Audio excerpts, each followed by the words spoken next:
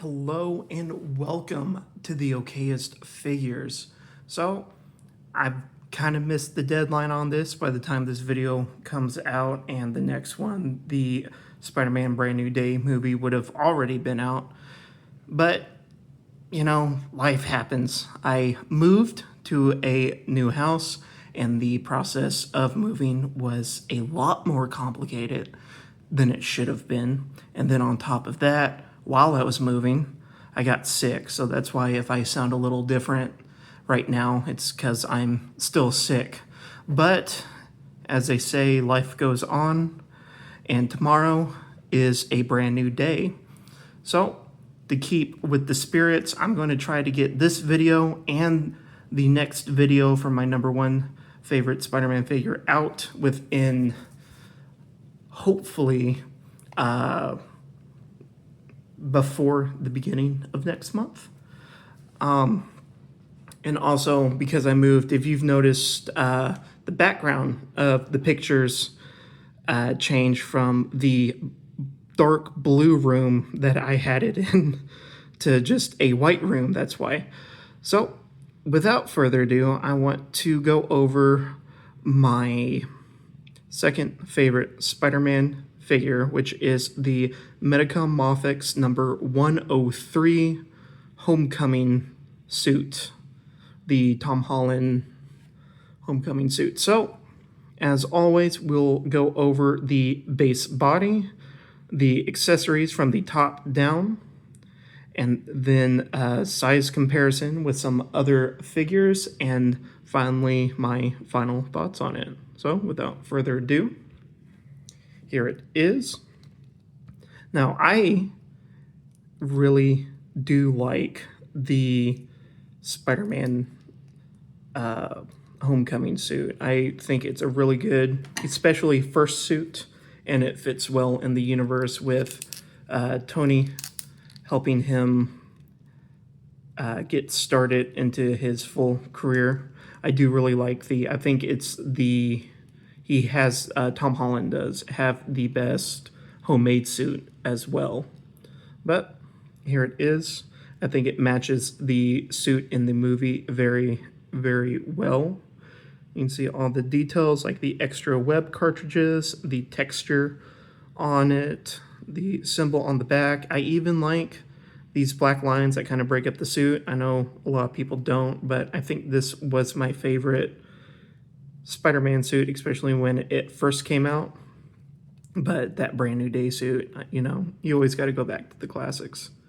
So I also believe this is one of the first, if not the first, Spider-Man figures that actually has a soft crotch piece. This is the 1.5 version, so it's not the original. And then you can see the detail in his web shooters right here.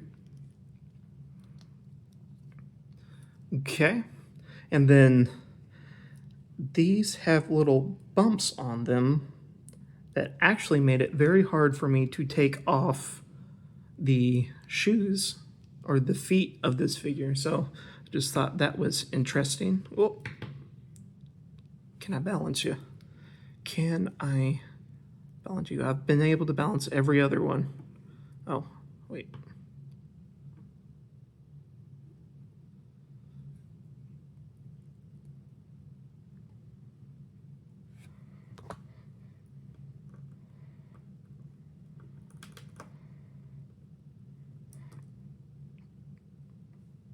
There we go. Okay, so going from the accessories, here is his regular Spidey masked head. All the detail in there with the texturing, and then the lenses for the eyes are in there as well. And then you have a more serious squinting look for the Spider-Man mask.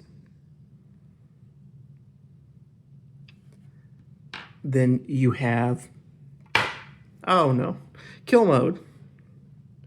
And if you can see, hopefully that's picking up, there are red dots in there to indicate he is in fact in kill mode. And then the Tom Holland Peter Parker head, which is pretty good, especially for when this released.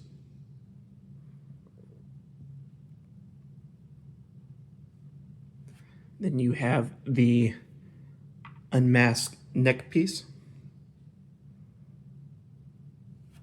and then the mask neck piece,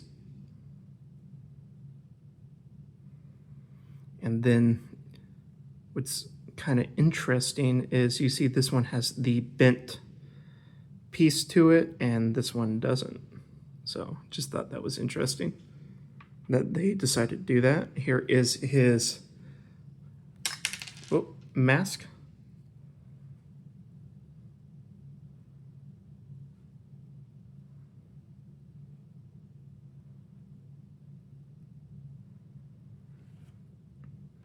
Then for web accessories, he has this, which there is a piece that sticks into here, but I do not have that piece on me right now. But this is the, I guess you can stick it to any other figure, and he can web pull them towards him.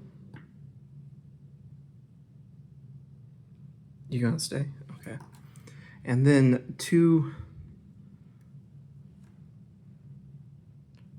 swinging web pieces, which is the more live action, or the live action figures, I think, have more of a translucent web piece. And then this one I think is interesting because it is just straight. Usually they're bent too, so I think that's interesting as well. He has, for the thwipping action, 2 long webs, and then 2 shorter web pieces.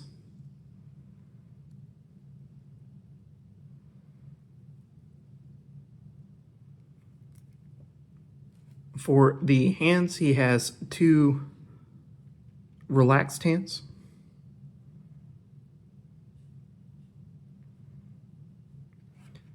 He has a pair of, I believe this is the mask holding hands. So just to show you, it fits pretty snugly in.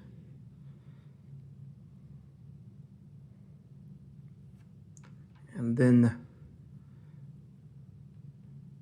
2 thwipping hands.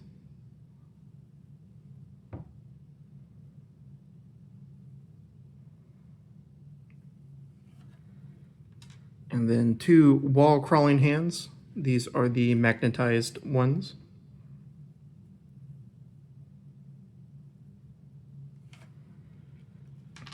And then 2 unmagnetized wall crawling hands.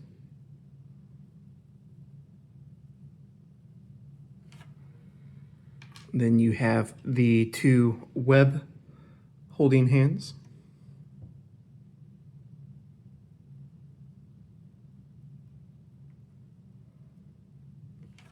And then the 2 fists.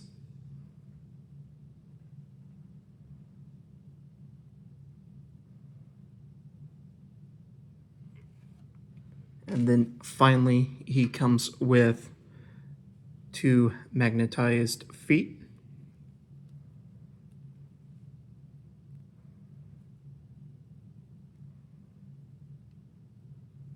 And then his regular feet.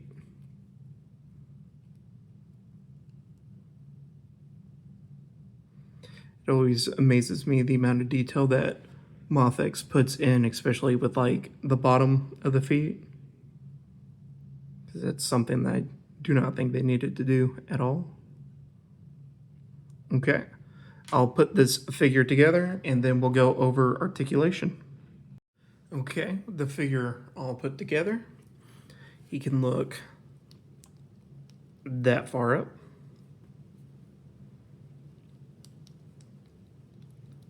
that far down.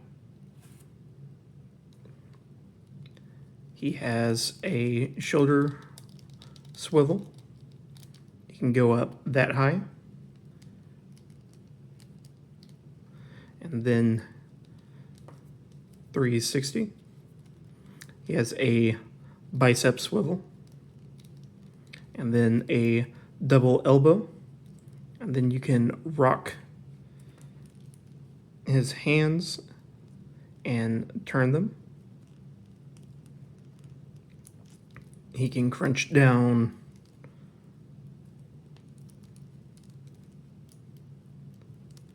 this far and crunch back about this far. And then he does have drop down legs, so you can go up to this far. Because of that soft crotch piece, he is able to go a lot farther than most others. Or, well, say most, some others. And then you can also turn it. And then he has double knees.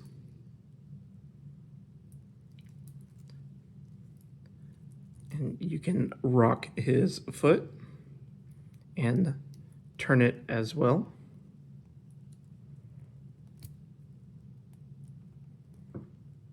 And then he has a toe articulation.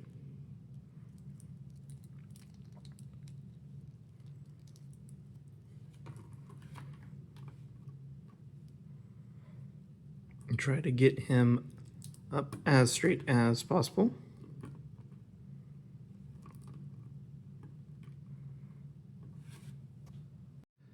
Okay, so here he is next to the Hush Superman, and this is the first reissue of this figure.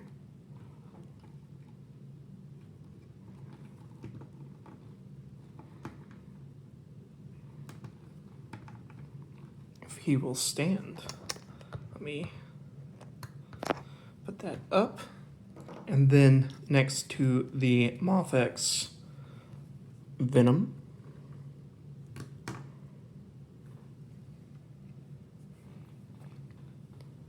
And then just because I have them on hand, here he is next to the Mezco KG Beast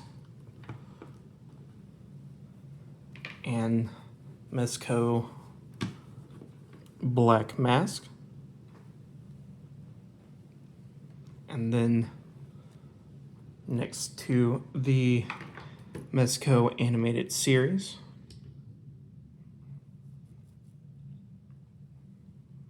And then finally, as always, here he is next to the Mezco Mosquatch.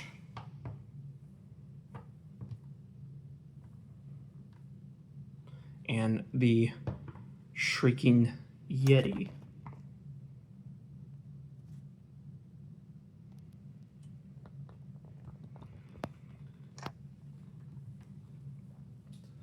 Okay, so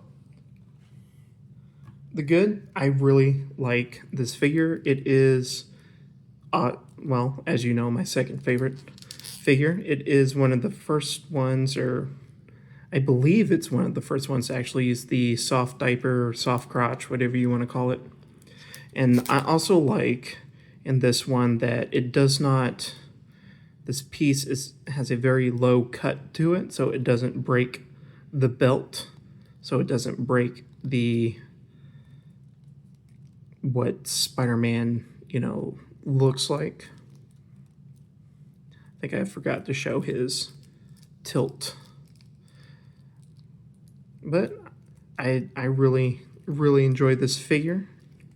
The texture on it is great. Some of the things I don't like about this figure, I will say that the wash that they use, because they didn't put the paint in the lines. I believe they put a wash over it and dabbed it up. So there are areas of this figure that are darker than the others, and then some areas where I don't believe they gave a wash at all. In camera, it looks okay, but when you're a little farther away from it, it kind of, his web lines don't really show up. And then I had a time, I can't even do it anymore. These feet, to switch them to the magnetic feet, I need to heat them up. And this is the heat gun that I use. And for people that do this, you know, just heat it up, heat it evenly up, and don't put it too close to it. You don't want to damage it fully, but you want to get it soft enough to pop up. I believe there is some kind of ring on the peg. So as you can see with his hand, Mezco usually just has this in with friction and works pretty well, but I do believe there's something on the peg here that keeps the foot on, so it just makes it difficult to take that on and off, so I really don't bother too much with it. But overall, he is a really great fig. I think he is my, what was it, third Mafex Spider-Man figure that I got. I got it off a sketchy website, and I'm just really glad that it was real, and it was actually unopened, so it was a pretty good deal on this. Well, please let me know what you guys think of this figure if you have it. Also, if you've seen the movie, don't spoil it, but just let me know. Do you guys like it? Do you guys not? I've been hearing really good things about the movie so far, so remember, no spoilers, but have a fantastic day, and I hope to see you guys in the next video. That's pretty cool. I didn't know he could do that. Okay, see ya.